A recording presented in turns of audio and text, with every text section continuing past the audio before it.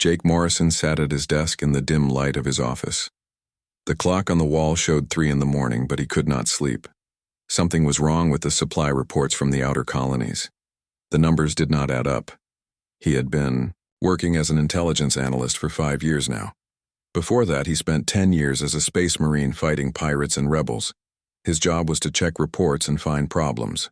Most days it was boring work. Today was different. Jake pulled up the shipping records on his computer screen. Food supplies to Mars Colony 7, medical equipment to Europa Station, mining gear to the asteroid belt. All normal stuff. But the weight measurements were wrong. The containers coming back from the Galactic Council stations weighed more than they should. He frowned and dug deeper into the files. Hidden in the shipping codes, he found something strange. Small data packets attached to the supply manifests. The packets were encrypted, but Jake had learned code breaking in the Marines.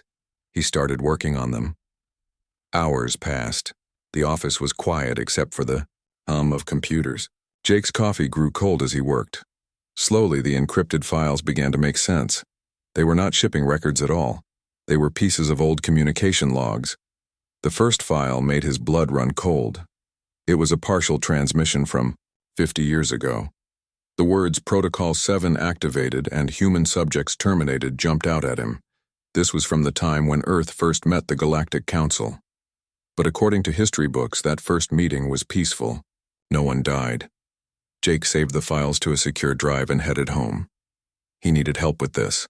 Someone who knew more about alien technology and old records. He thought of Dr. Lisa Harper. She worked in the xenoarchaeology department and always asked hard questions about official stories. The next morning, Jake found Lisa in her lab. She was a small woman with sharp eyes and quick hands. Her lab was full of alien artifacts and old computer equipment. She looked up when Jake entered. "Jake Morrison," she said with a smile. "What brings a spook like you to my dusty old lab?" Jake closed the door behind him. "I found something about first contact, something that was supposed to stay buried." Lisa's smile faded. She had always suspected that the official story of humanity's peaceful integration with the Galactic Council was incomplete. Too many things did not make sense.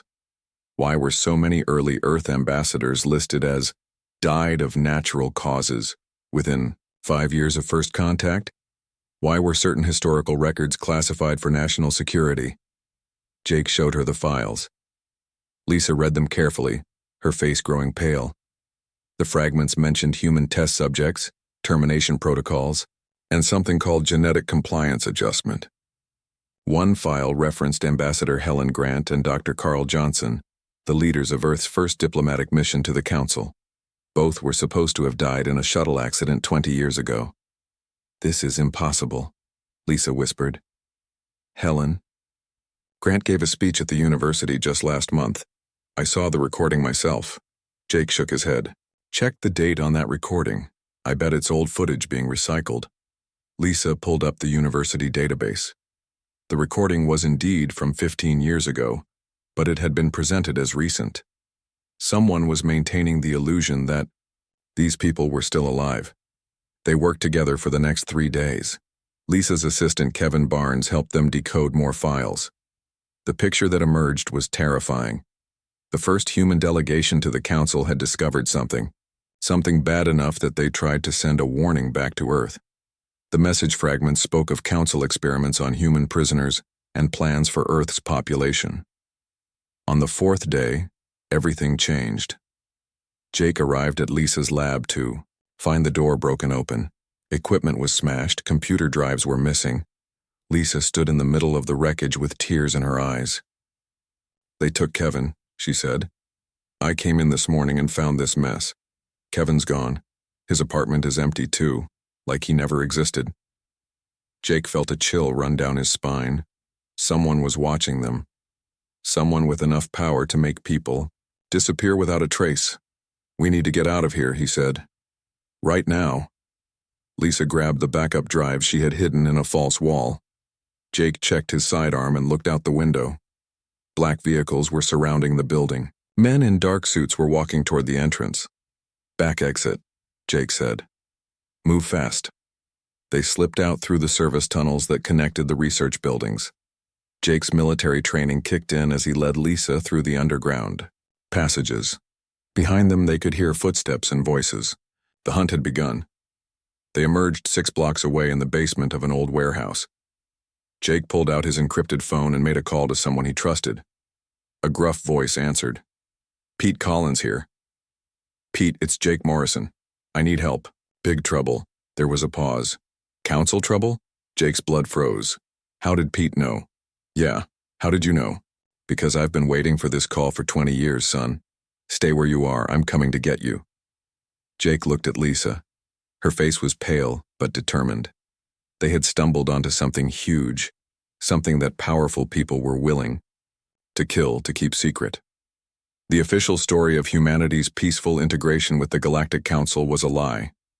The real story was much darker. As they waited in the shadows of the warehouse, Jake wondered how many other humans knew the truth. How many were hiding in the darkness, afraid to speak out? How many had already paid the price for asking the wrong questions? The sound of footsteps echoed in the distance. Their pursuers were getting closer. Jake checked his weapon one more time and prepared to fight for the truth that someone desperately wanted to keep buried. Pete Collins arrived at the warehouse in an old hover truck. He was a big man with gray hair and scars on his hands. His eyes were hard but kind. Jake remembered him from his military days. Pete had been an admiral before he suddenly retired, 10 years ago. "Get in," Pete said. "We don't have much time." Jake and Lisa climbed into the truck. Pete drove fast through the back streets of the city. He did not speak until they were far from the warehouse district. "How much do you know?" Pete asked. "We found encrypted files about first contact," Jake said. "Something about Protocol 7 and terminated subjects. Someone made Kevin disappear." Pete nodded grimly. "Kevin Barnes is alive. We got him out before. They could take him to a council facility. He's safe now, but scared." Lisa grabbed Pete's arm. "There are others like us? People who know the truth? More than you think," Pete said. "Less than we need." Pete drove them to an old subway station that had been abandoned for 30 years. Hidden behind a false wall was an elevator that went deep underground. The doors opened to reveal a complex network of tunnels and rooms filled with people and equipment. "Welcome to the real Earth resistance," Pete said. Jake and Lisa stared in amazement. There were dozens of people working at computer stations, studying alien artifacts, and training with weapons.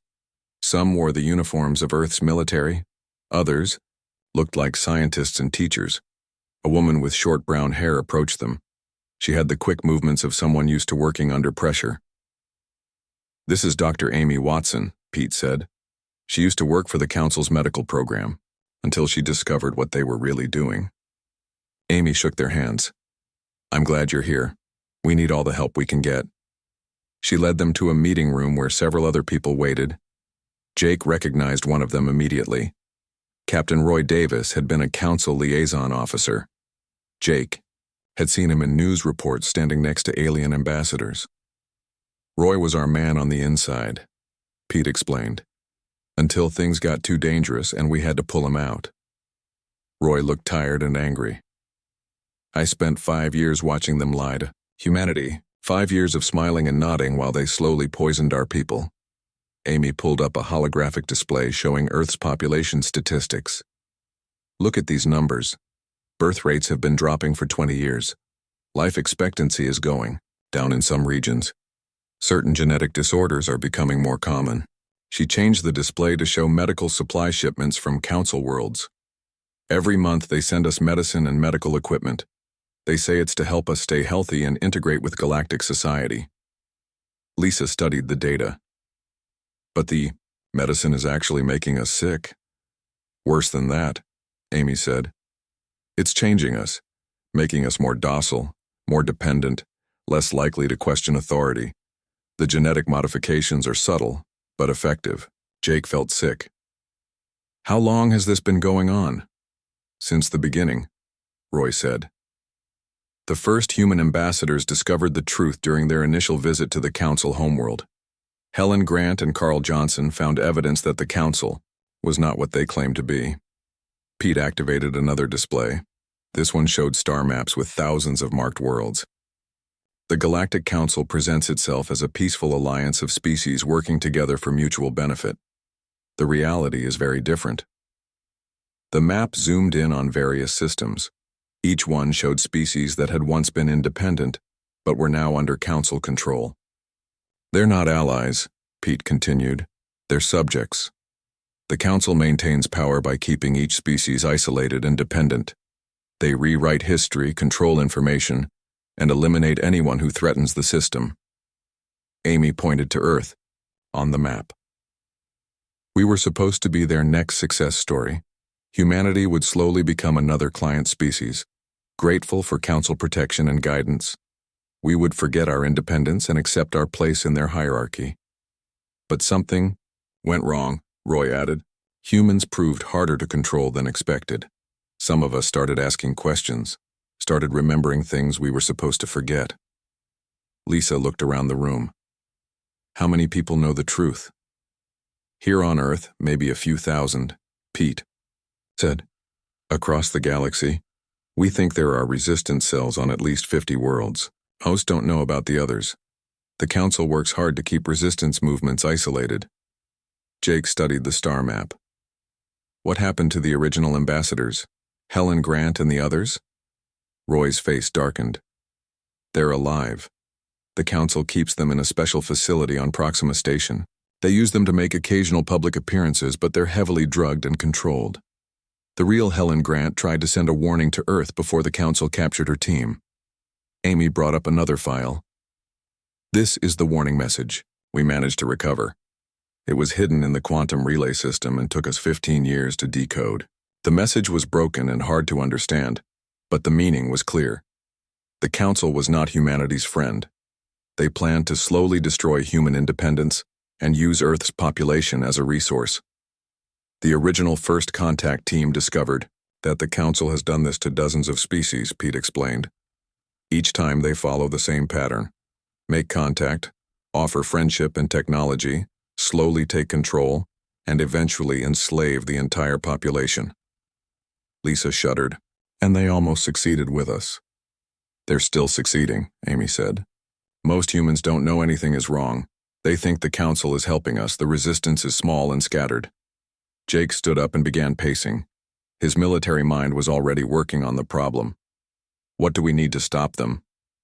Proof, Roy said. Something undeniable that we can broadcast to every human on Earth and in the colonies. The Council controls most of the communication networks, but we have ways around that. Pete nodded. We also need to rescue the prisoners. There are thousands of humans scattered across Council prison facilities. Some have been there for decades. Amy pulled up personnel files.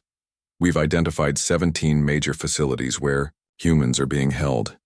Most of the prisoners think their families on Earth are dead. The Council told them there were disasters or wars. Jake studied the files. Military bases, research stations, mining colonies, all heavily guarded, all officially listed as Council security installations. This is going to be a war, he said, quietly. It already is a war, Pete replied. We just haven't been fighting back hard enough. Lisa looked at the resistance members around the table. Scientists, soldiers, engineers, teachers. All people who had risked everything to learn the truth. What's our first move? She asked.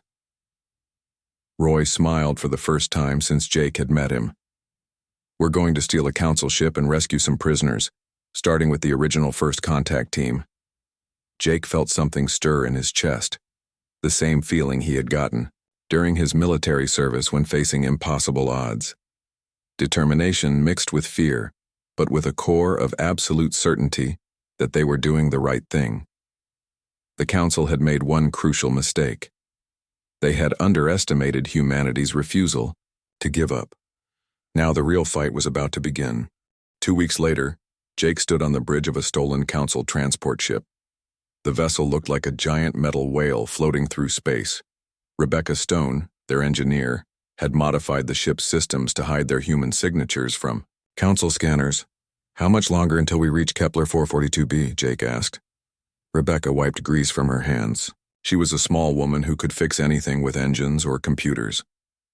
6 hours if the modifications hold, 12 hours if we have to drop out of hyperspace to make repairs. Jake nodded and looked around the bridge. Lisa sat at the communications station, monitoring council radio chatter. Tony Martinez, their weapons expert, checked the ship's defensive systems. Roy studied maps of their target location. Any word from our inside source? Jake asked Roy. Roy shook his head. Nothing for 3 days. Either Marcus is being careful or he's been discovered. Marcus Webb was a council guard who had been secretly helping the resistance for 2 years. He worked at the labor camp on Kepler 442b and had been sending information about prisoner locations and guard schedules. The planet Kepler 442b appeared on their view screen as a brown and gray world covered with mining facilities. Massive machines dug deep holes in the surface while ships carried raw materials to orbit. It looked like a world being eaten alive. There, Roy pointed to a section of the planet's northern continent. Camp Delta 7. According to Marcus, they have over 2,000 human prisoners there. Lisa intercepted a council transmission. Bad news. They're talking about increased security at all mining facilities. Something about potential rebel activity. Jake felt his stomach tighten. Do they know we're coming? Maybe, Lisa said. Or maybe they're just being careful after some other resistance activity. Rebecca brought the ship down through the planet's thin atmosphere. The surface was covered with dust storms and industrial smoke. They landed the ship in a canyon 20 miles from the camp. Remember the plan, Jake said as they gathered their equipment. We go in fast, find the prisoners, and get out before the council can respond. No heroics. No unnecessary risks. Tony checked his rifle one more time. He was an older man with steady hands and quick reflexes. What if we find more prisoners than we can carry? We save who we can and come back for the others, Jake replied. They moved across the dusty landscape in the darkness.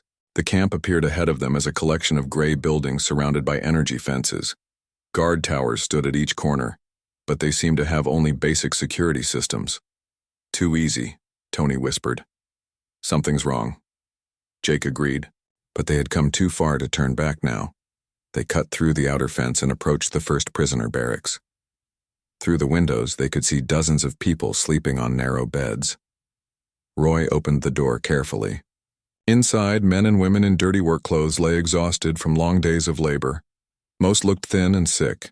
Some had gray hair and lined faces that made them look older than they should be. Who are you? Whispered an old man near the door. We're from Earth, Jake said quietly. We're here to take you home. The man's eyes filled with tears. Earth? But Earth was destroyed. The council told us a plague killed everyone. They lied, Lisa said gently. Earth is fine. Your families are alive and looking for you. Word spread quickly through the barracks. People began sitting up and gathering around Jake's team. Many were crying. Others looked suspicious, as if this might be another council trick. How many of you are there? Jake asked. Maybe 300 in this building, the old man said. 2,000 in the whole camp. We've been here for years, some for decades. Rebecca was working on the door locks to free prisoners from other buildings when alarms began blaring across the camp. Searchlights swept the area, and armed guards came running from the towers. We've been made, Tony said, raising his weapon. The first group of council guards rounded the corner of the barracks. They were tall aliens with gray skin and multiple arms carrying energy weapons. Tony's rifle cracked and 2 guards fell. Everyone stay down, Jake shouted to the prisoners. We'll get you out of here. More guards appeared from different directions. The prisoners huddled together in fear while Jake's team fought back. Lisa used her technical skills to shut down some of the camp's systems, darkening several areas and confusing the guards. In the confusion, Jake saw something that made his blood run cold. In the next building over, he spotted a familiar face through the window. Dr. Carl Johnson, one of the original ambassadors, was staring out at the fighting. He looked much older but was definitely alive. Roy, Jake called out. Building C. Johnson is in there. Roy nodded and fought his way toward the building while Tony and Rebecca held off more guards. The Council forces were better armed but seemed confused by the human tactics. Jake reached Dr. Johnson's building and broke down the door. Inside, he found not just Johnson but 6 other members of the original First Contact team. They were all alive but looked tired and sick. "Dr. Johnson," Jake said. "I'm Jake Morrison, Earth Resistance. We're getting you out of here." Johnson stared at him with sharp eyes. "Earth Resistance? Then some of you figured out the truth." "Enough of us," Jake replied. "Can you walk?" "I can run if it means getting off this cursed planet," Johnson said. The old scientist was stronger than he looked. He helped Jake gather the other survivors while the fighting continued outside. Some of the original team were too sick to move quickly, but none of them wanted to be left behind. "There are ships in the transport area," Johnson said. "Faster than whatever you came in." Rebecca's voice crackled over their radio. "Jake, we've got big problems. Council reinforcements are coming from orbit. Multiple ships." Through the window, Jake could see bright lights descending from the sky. The Council was bringing serious firepower to stop their rescue mission. "Change of plans," Jake announced. "We take the transport ships Johnson mentioned. Everyone who can fight, grab a weapon. Everyone else, stay close and follow orders." The next few minutes were chaos. Prisoners ran through smoke and laser fire while Jake's team and some of the stronger captives fought their way to the transport area. The Council guards were disciplined but seemed unprepared for humans who refused to surrender. Tony fell with a burned shoulder but kept fighting. Rebecca got 3 transport ships started while Roy and Lisa herded prisoners aboard. Jake covered their retreat, his military training keeping him calm in the middle of the battle. Dr. Johnson appeared beside him with an alien weapon he had taken from a fallen guard. The old man's eyes were bright with anger. 50 years, Johnson said as he fired at approaching guards. 50 years of being their prisoner while they poisoned my people." "Not anymore," Jake replied. The transport ships lifted off just as Council reinforcements arrived. Behind them, the camp burned and alarms wailed across the industrial landscape. They had rescued 300 prisoners and learned the truth about the original First Contact team. But Jake knew this was just the beginning. The Council would be hunting them now with everything they had. Dr. Carl Johnson sat in the hidden base on Luna, Earth's moon. His hands shook as he spoke to the gathered resistance leaders. After 50 years of imprisonment, he was finally free to tell the truth about what he had discovered. "Now the Council is not what they appear to be," Johnson said. "They are not a peaceful alliance of species. They are conquerors who have perfected the art of hidden slavery." Jake listened carefully. Around the table sat Pete Collins, Lisa Harper, Amy Watson, and Roy Davis. They had rescued Johnson 3 weeks ago, and he had been sharing shocking information ever since. "How many species have they enslaved?" Lisa asked. Johnson pulled out a data pad he had kept hidden for decades. "At least 47 that I know of. Each one follows the same pattern. First contact, friendship, integration, then slow destruction of independence." He showed them star maps with marked worlds. The hydrants were an aquatic species with advanced water purification technology. The Council poisoned their oceans and offered to help clean them up. Now the hydrants work as water treatment slaves across the galaxy. Amy studied the data. "What about the others?" "The Zephyrins were insect-like beings with a hive mind structure. The Council assassinated their queens and replaced them with artificial ones they could control. Now entire hive worlds work in Council factories without question." Pete leaned forward. "And the Luminals?" Johnson's face grew dark. "Energy beings who existed as pure light. The Council forced them into physical bodies that cause constant pain. They are used as living power sources for Council technology." Jake felt sick. All these species just accepted their fate? "Most don't know what happened to them," Johnson explained. "The Council rewrites history, controls education, and eliminates anyone who remembers the truth. Each generation knows less about their species' real past." Roy stood up and began pacing. "So what makes humans different? Why haven't we been completely enslaved yet?" Johnson smiled for the first time since his rescue. "Because humans are stubborn. You refuse to forget. You ask questions even when it's dangerous. You help each other even when it costs you. Lisa activated a communication system they had been working on for months. We've been trying to contact other resistance groups across the galaxy.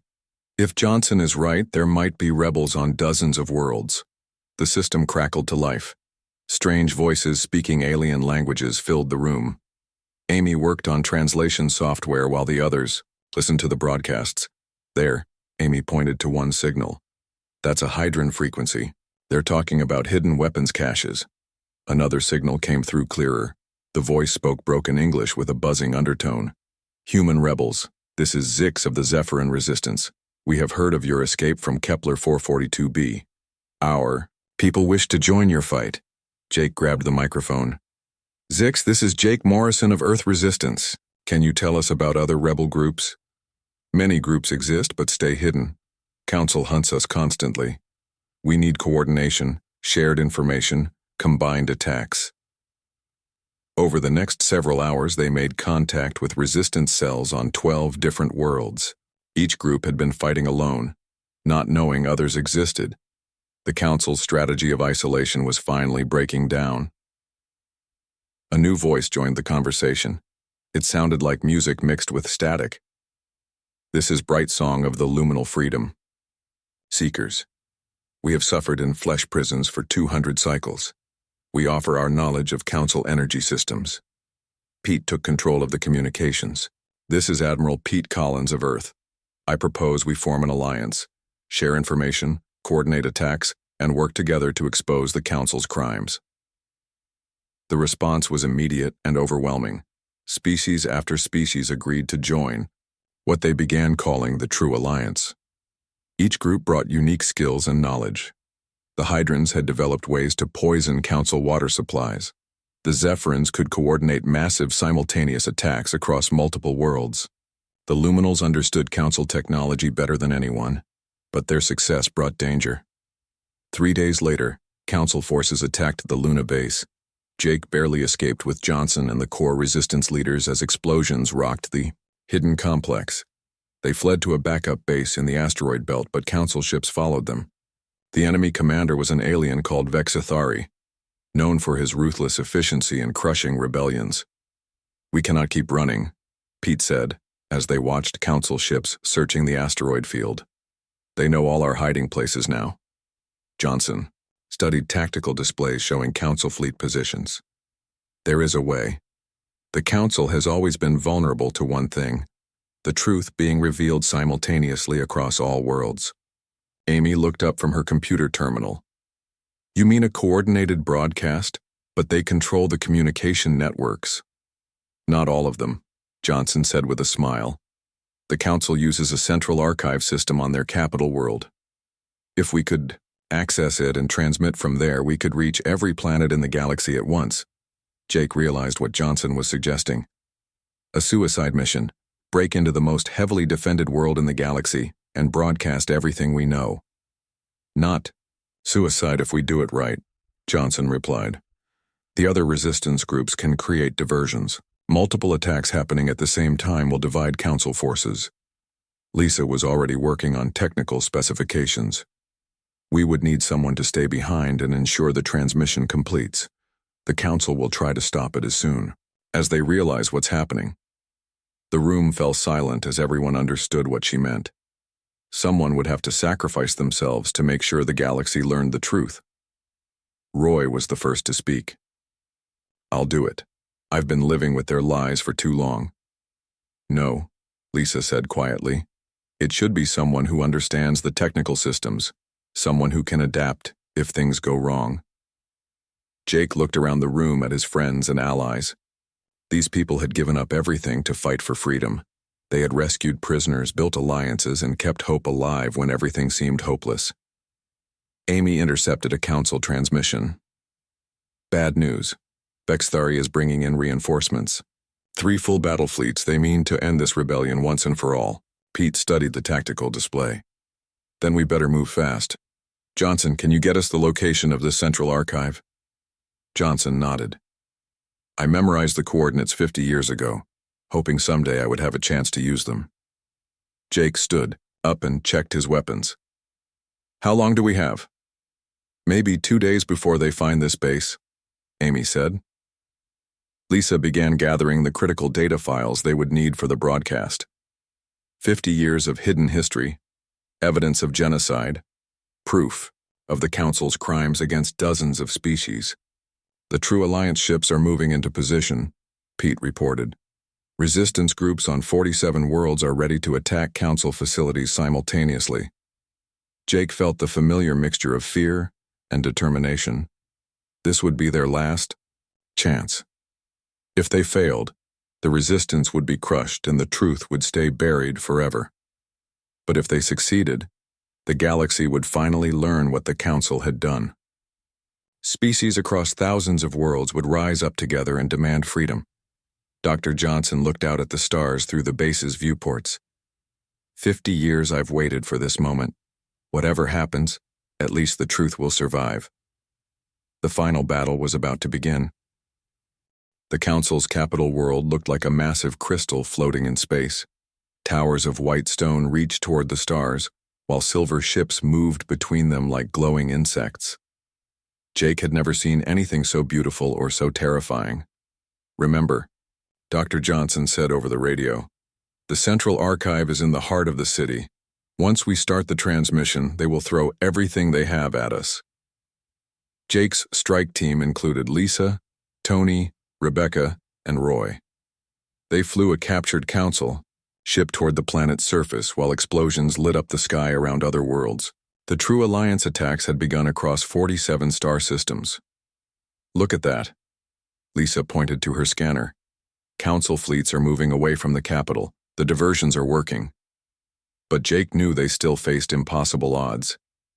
Even with reduced defenses, the capital world had thousands of guards and automated defense systems. They landed the ship in a public spaceport and walked through the city streets. Jake was amazed to see dozens of different alien species living together. Most looked peaceful and content, unaware that their entire civilization was built on lies and slavery. There, Roy pointed to a massive tower in the center of the city, the Council Archive building. Everything they want to keep secret is stored in there. The building was surrounded by energy barriers and guarded by elite Council soldiers. Getting inside would require all their skills and some luck. Rebecca studied the building's systems. "I can disable the barriers for maybe 10 minutes. After that, every security system on the planet will be hunting us." Tony checked his weapons. 10 minutes to get in, reach the archive, and start the transmission, cutting it close. They approached the building as the energy barriers flickered and died. Rebecca's hacking had worked perfectly. They rushed through the entrance before the guards realized what was happening. Inside, the building was like a library made of light. Holographic displays showed information from across the galaxy. Jake had never seen so much data in one place. "This way." Johnson led them toward the central core. "The main transmission system is at the top of the building." They fought their way up through levels of corridors and security checkpoints. Council guards tried to stop them, but human determination and desperation proved stronger than alien discipline. Lisa worked on accessing the archive systems while the others held off more guards. Her fingers flew over the control panels as she uploaded the Resistance's evidence files. "Almost there," she said. "Just need a few more minutes to prepare the galaxy-wide broadcast." Alarms began blaring throughout the building. Through the windows, Jake could see Council ships returning to the capital world. The diversions were ending and reinforcements were arriving. "Lisa, how much longer?" Jake asked as he fired at approaching guards. 2 minutes to upload everything, then another minute to start the transmission." Tony fell with a laser burn on his leg but kept fighting. Roy was pinned down behind a collapsed pillar.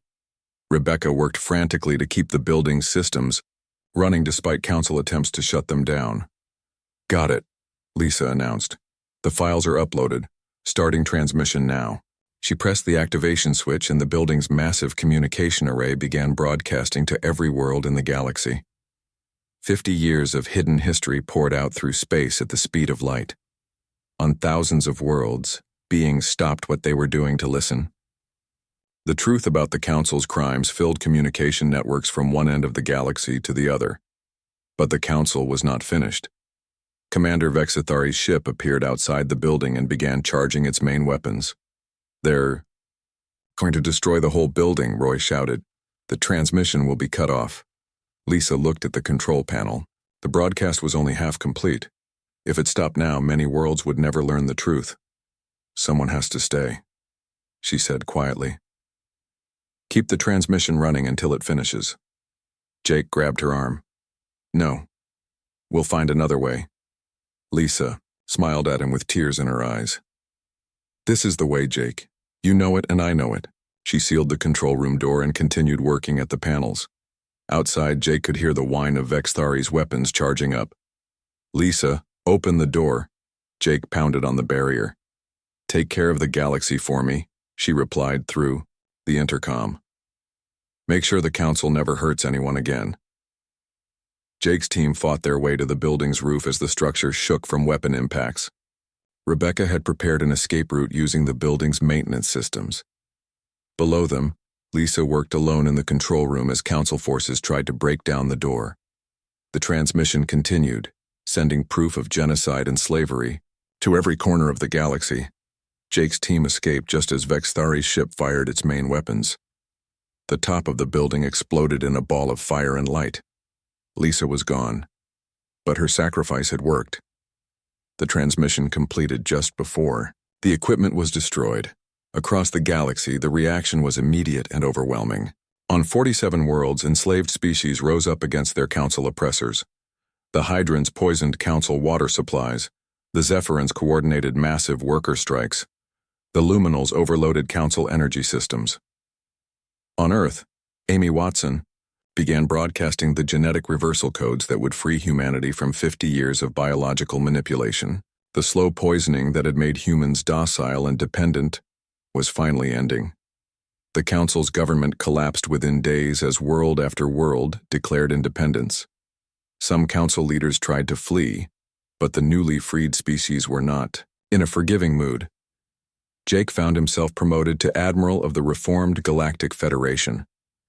His first act was to establish a memorial for Lisa Harper and all the others who had died fighting for freedom.